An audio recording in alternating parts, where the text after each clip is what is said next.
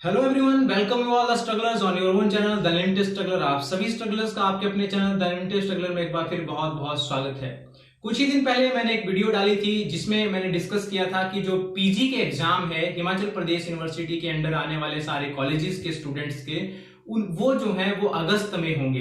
तो आज एक ऐसा ही अपडेट आया है हिमाचल प्रदेश यूनिवर्सिटी से जो कि पीजी स्टूडेंट से रिलेटेड है, उनके एग्जामिनेशन से रिलेटेड है। मैं संतोष कुमार आज डिस्कस करूंगा वो नोटिफिकेशन जो जारी की है हिमाचल प्रदेश यूनिवर्सिटी ने, जिसमें ये बताया है कि कब जो है वो लास्ट डेट है एग्जामिनेशन फॉर्म फिल करने की पीजी स्टूडेंट्स के लिए, जिसमें कि एमए, एमकॉम, एमएससी, मास्टर्स के स्टूडेंट आते हैं, लॉ के स्टूडेंट्स आते हैं, बीएचएम के स्टूडेंट्स भी उसमें आते हैं और मास्टर ऑफ टूरिज्म वाले स्टूडेंट्स के लिए भी वही जो है वो नोटिफिकेशन एप्लीकेबल होगी। तो आज हम इस वीडियो में डिस्कस करेंगे कि क्या प्रोसेस रहेगा, कहां पे फॉर्म जमा करवाने हैं, और बहुत इंटरेस्टिंग नोटिफिकेशन है, इसमें एक नोट डाला है लास्ट में, तो वो सारा आपके साथ डिस्कस करूंगा। अंत तक बने रहे इस वीडियो में। अंत में लाइक करना ना भूलें, कमेंट जरूर करें अगर आपकी कोई क्वेरी होती है, और मुझे मालूम है आप कमेंट करेंगे क्योंकि ये नोटिफिकेशन कुछ ऐसी ही है। और इसके बाद नोटिफिकेशन को शेयर जरूर करें, वीडियो को शेयर करें। इसका लिंक नोटिफिकेशन का मैं डिस्क्रिप्शन में दे दूंगा, वहां से आप ये नोटिफिकेशन डाउनलोड कर सकते हैं और देख सकते हैं। और लास्ट में चैनल को सब्सक्राइब कर लें अगर आप नए हैं मेरे चैनल पे। तो आइए दोस्तों शुरू करते हैं।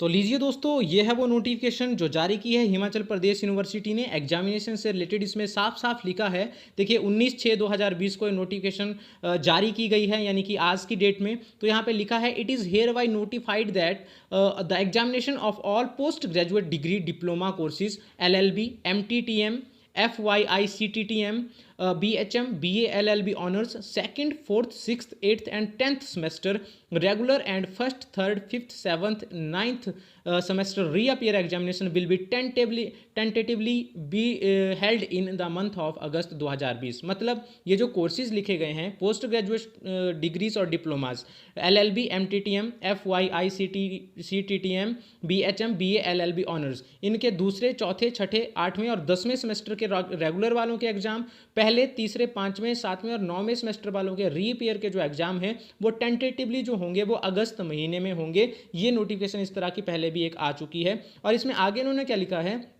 The examination admission form for old student are available on the website of the university www.hpuniv.ac.in। जो ओल्ड स्टूडेंट हैं उनके लिए जो एग्जामिनेशन फॉर्म है वो इस वेबसाइट पे मिलेंगे। और साथ ही क्या लिखा है, the online examination forms for fresh students of the semester 2nd and 4th regular and 1st and 3rd semester reappear of post graduate degree and diploma courses and BA LLB honors will be available online on the university website www.exams.hpushimla.in।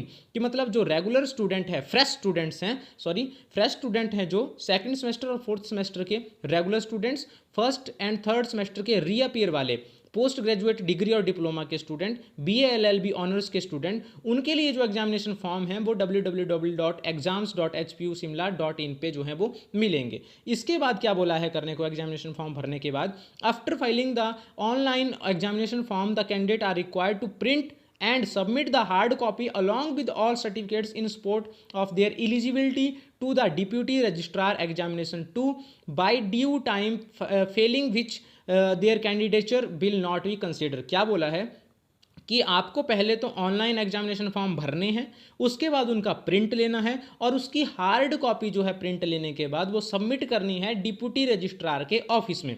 अब यहाँ पे एक चीज़ ये है कि अब वो hard copy submit करने के लिए उनको वहाँ जाना है या बाय पोस्ट भेजनी है, ऐसा कोई भी चीज़ नहीं लिखी है। दूसरी बात, वो 2nd और 4th सेमेस्टर के स्टूडेंट होंगे जिनके डॉक्यूमेंट ड्यूरिंग द एडमिशन भी लिए होंगे, और 4th सेमेस्टर वालों के जो है डॉक्यूमेंट वो पहले से डिपार्टमेंट के पास होंगे, रिस्पेक्टिव डिपार्टमेंट्स के पास और यूनिवर्सिटी के पास। तो यहाँ पे एक चीज़ ये धुंधली सी है कि क्या उनको फ्रेश सारे डॉक्यूमेंट देने और कौन कौन से डॉक्यूमेंट देने, ये कुछ कहा नहीं गया है। अगर हार्ड कॉपी मूव करनी है और वहाँ पे जाकर के सबमिट करनी है, सारे डॉक्यूमेंट्स जो हैं वो देने हैं, तो ये it will be tough for every student कि कैसे वो वहाँ पे पहुँचाएगा डॉक्यूमेंट, और डॉक्यूमेंट दोबारा पहुँचाने की क्या ज़रूरत पड़ रही है, मुझे तो ये समझ नहीं आ रहा है। क्योंकि जब वो रेगुलर स्टूडेंट्स हैं और 2nd सेमेस्टर के हैं और 4th सेमेस्टर के हैं, तब उन्होंने उन्होंने पहले से ही ऑलरेडी सारे डॉक्यूमेंट्स दे रखे हैं, तो दोबारा से देने की जरूरत पड़ रही है यहाँ पे।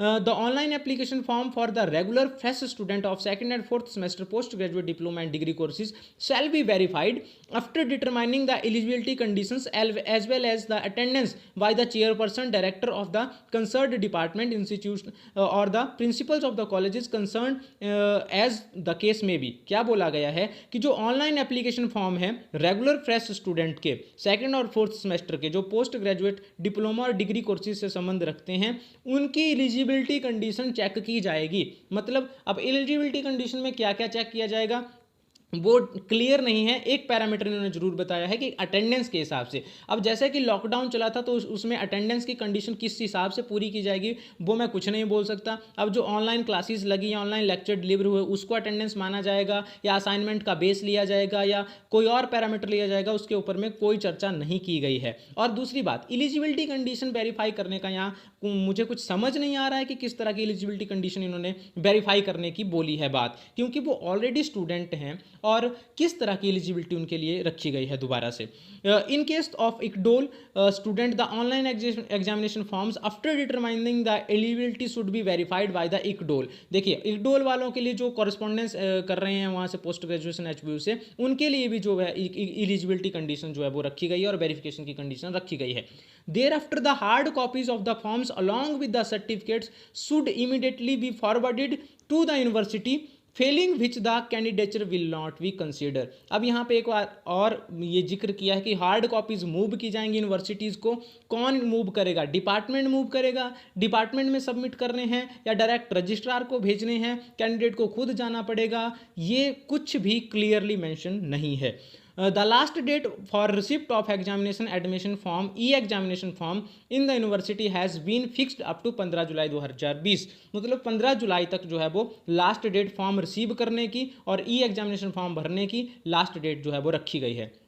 इसके बाद क्या बोला गया है? The form of the candidate must reach the office of deputy registrar examination 2 HP university Shimla 5 duly complete in the all respects along with the requisite fee on or before 15 July 2020। Thereafter the late fee will be charged as per the university rule. कि 15 जुलाई से पहले deputy registrar के office में form पहुंचने चाहिए, नहीं तो उसके बाद जो है वो लेट फीस लगेगी। अब यहाँ पे नोट एक और लिखा है जो क्लियर नहीं हो पा रहा है बहुत सारे लोगों को। In the view of COVID-19, the students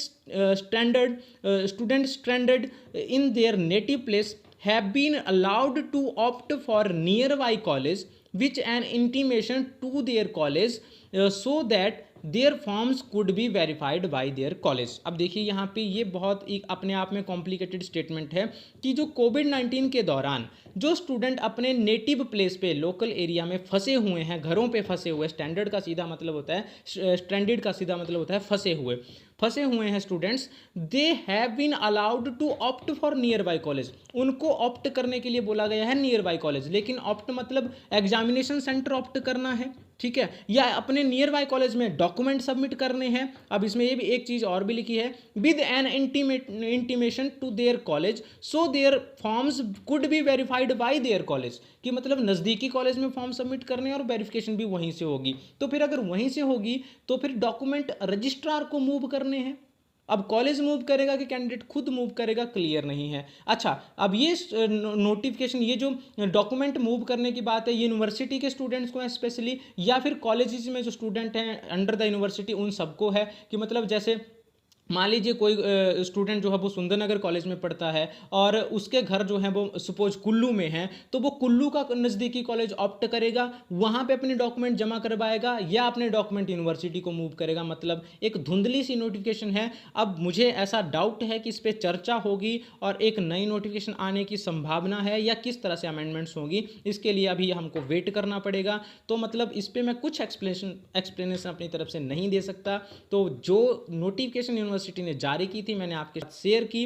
अब आप इससे क्या समझ पा रहे हैं? हो सकता है मेरे समझने में गलती हो, आप क्या समझ पा रहे हैं मुझे कमेंट जरूर कीजिएगा और मेरी नॉलेज को भी इम्प्रूव करिएगा।